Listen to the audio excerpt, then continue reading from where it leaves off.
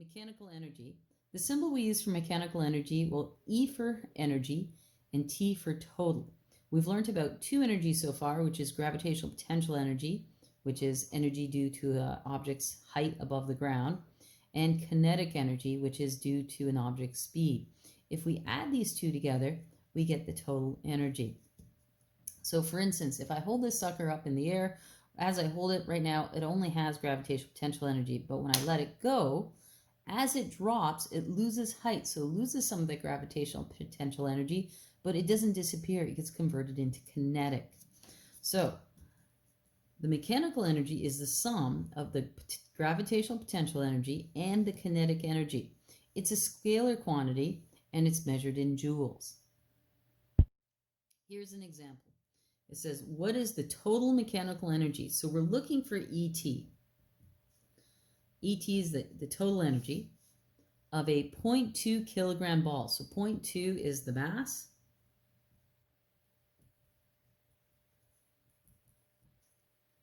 That has been tossed upward when it is 3 meters above the ground. So we know the height.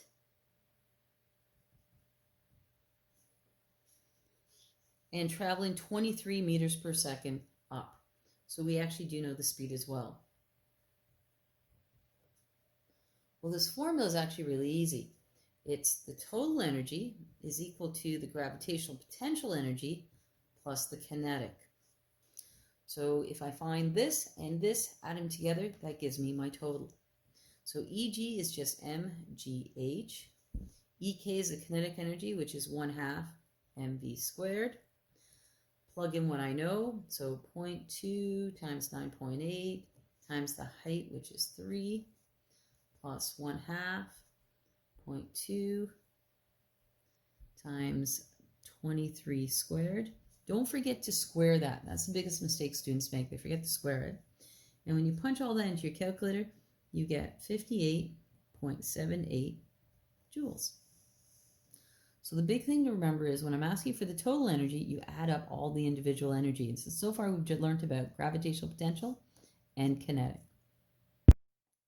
The law of conservation of energy. When energy changes from one form to another, no energy is created or destroyed.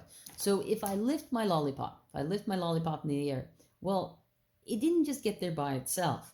I moved it. So basically at some point, sun shone down on the planet, made crops grow.